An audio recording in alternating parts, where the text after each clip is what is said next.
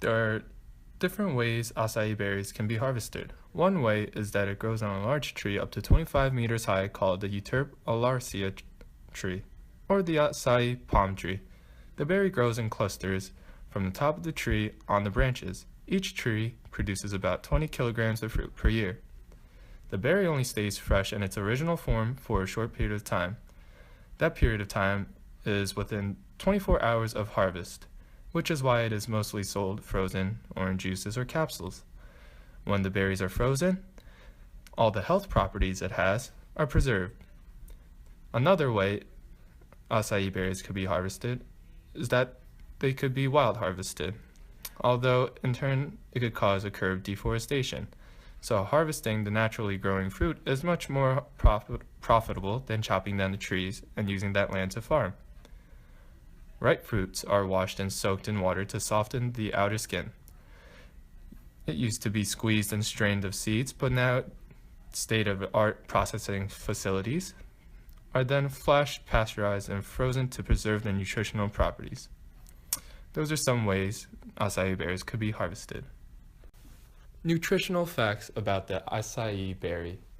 It has a natural antioxidant property, which is also a natural cholesterol controller that can help fight infection and build an immune system and controls prostate enlargement.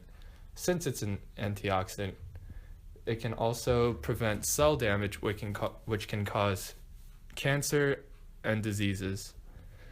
Some nutrition it contains are that it's rich in proteins, fiber, vitamin E, A, B1, B2, B3, and vitamin C.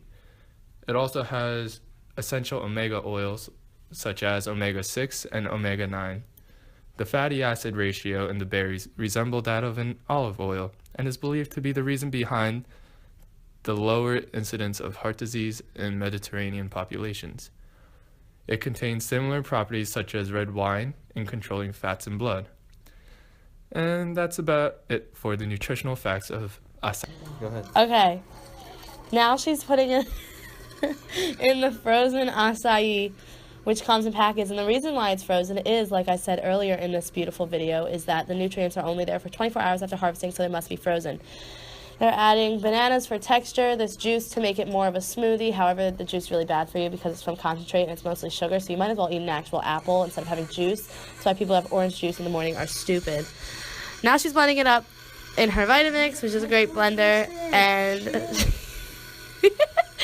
and it looks great. And it's about the texture. It's cold, and it's about the texture of a little bit thicker than a smoothie.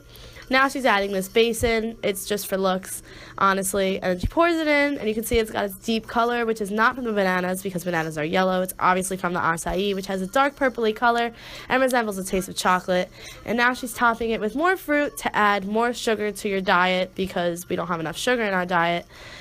And more banana just in case you don't get enough bananas in the actual mix, even though she already put 3 in there, which is 1.5 servings. So now we're having 2 servings of banana coconut flakes, also not that good for you with that much in there because she didn't measure, but that's fine. Pineapple for more sugar. And then the healthiest part of it all, Nutella, which has carcinogens and is essentially reversing the effect of the acai that we're eating. So this bowl is neither healthy nor unhealthy. It's just neutral at this point. And that's it. That's the pliable.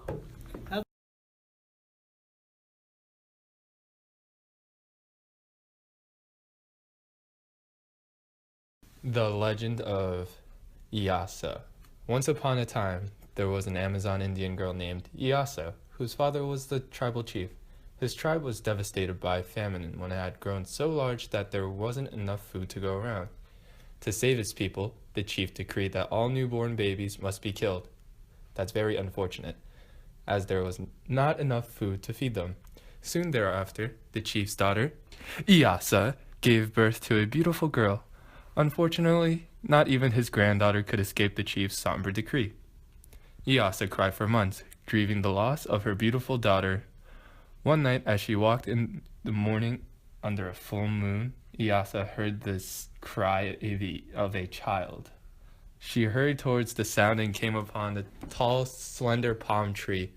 At the top of the tree, Iyasa could see clusters of dark fruit, and at the bottom of the tree, she saw her daughter waiting for her with open arms.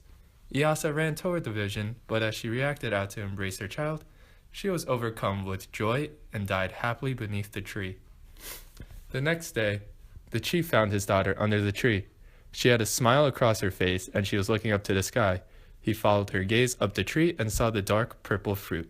The chief immediately ordered these fruits to be harvested by his people, who soon discovered that a juice could be extracted from the berries that would satisfy the hunger of the whole tribe. The chief's decree was lifted, and out of gratitude to Iyasa, from that day on, the fruit of the palm tree that saved the tribe was known as Acai, with abundant food for all the tribe grew and flourished.